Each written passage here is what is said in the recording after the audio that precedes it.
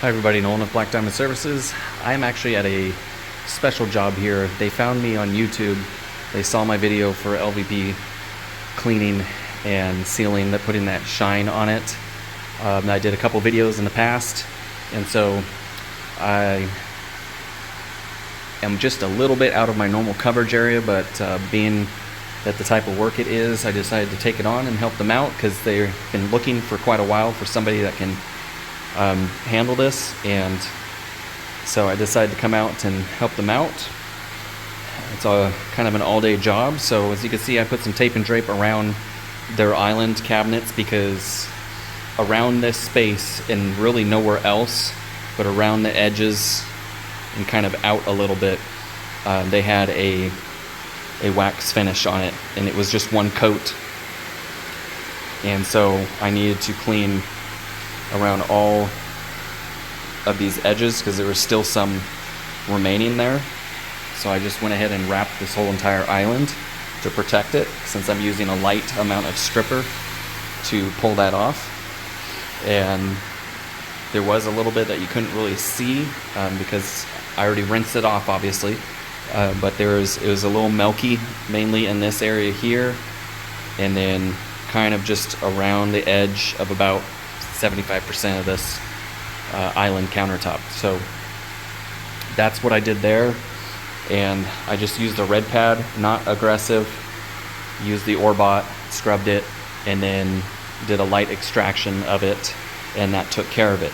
Because once I'm done cleaning this floor, which I'm going to be using a specialty neutral pH cleaner that I have in the tank there, I am going to be doing a light extraction of that, and then drying the floor out, and then applying a two-part sealer here that has a catalyst to it. So I don't want to mix that stuff until I'm ready to use it, because it has about an 8-hour pot life, so you can't reuse it again after that time because it will go bad.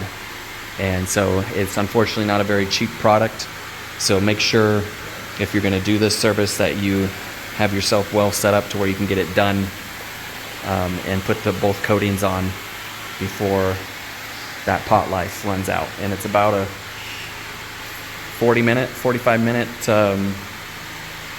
waiting period between the two coats. But luckily I have some carpet cleaning to do here in 2 bedrooms for her as well. So I'm basically going to put that first coating on after I finish this flooring, and then go clean the carpets, and then I'll be about ready to go to put the second coating on, and then Scotch guard the carpets, and then be done. But again, I already prepped around this area and cleaned those areas, and now I'm going to be cleaning the rest of this floor all around where their fridge was, and then doing some light extraction. This is why you can hear my machine on. I have it on idle right now while I do this, and then go from there. So I'm going to get this started. So basically I'm just spraying a little bit of neutral cleaner in front of the buffer.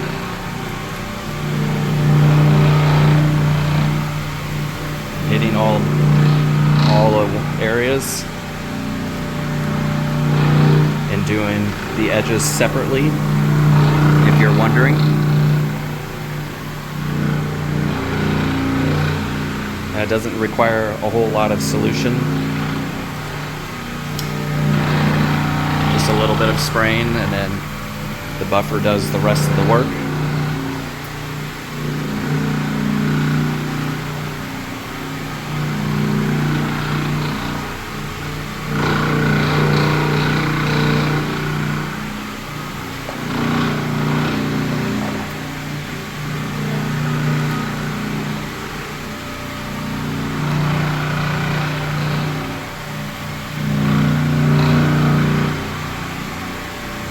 Now remember, the floor has to be safe for extraction. If it is not a waterproof floor, you want to make sure you're cutting your pressure down very low, or that you're doing this a different way. So like heavy flat mopping after you buff, and then maybe a shop vac, a wet shop vac to pick everything up. So that way it's a little more aggressive than what a normal homeowner could do, but nothing too aggressive that you're going to be putting too much moisture down and causing issues with the floor.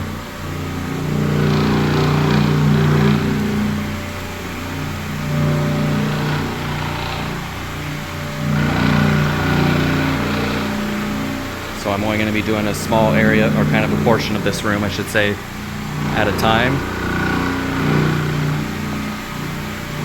That way I can rinse this off.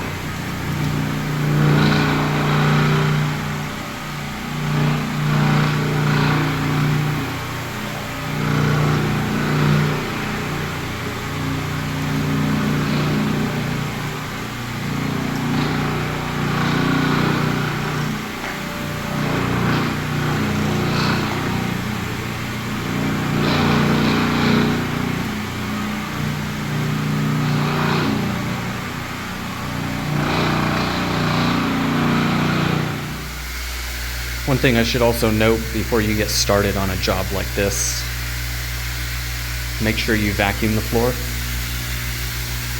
Get any loose debris off of it, because if you're going to be running a buffer on it, you want to make sure you get as much of it off as you can, so that way the buffer doesn't go over those little grains of sand or whatever and potentially scratch the floor.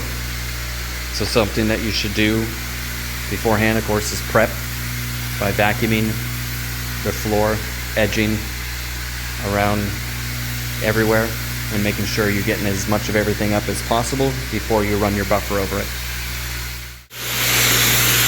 So now I'm just lightly extracting. I'm not using high PSI at all, just barely enough for the spinner to activate and work.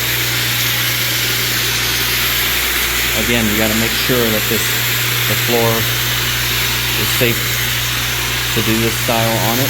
If not, I would avoid it and do your agitation, and then shop vac it and make sure you're drying it out well. Because after this, I flat mop it too. Even though I'm just using a good neutral pH cleaner, and then just fresh water is all I'm rinsing with. Not using anything special. And then just extracting from there. And then flat mop it. And then if need be, flat mop it again. Get a new microfiber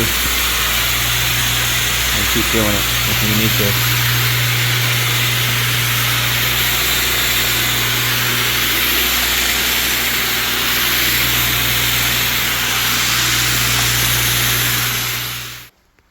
Okay, so I've started putting the first coat on, and for the sake of the video, I'm just going back and forth right now. And then I will be going back over each section, kind of pivoting this around like that. But we'll be using both my hands to make it a little easier, just because I want to make sure that this is evenly put across the whole floor. And then it's going to need a little more than I originally stated, about an hour and a half between each coats.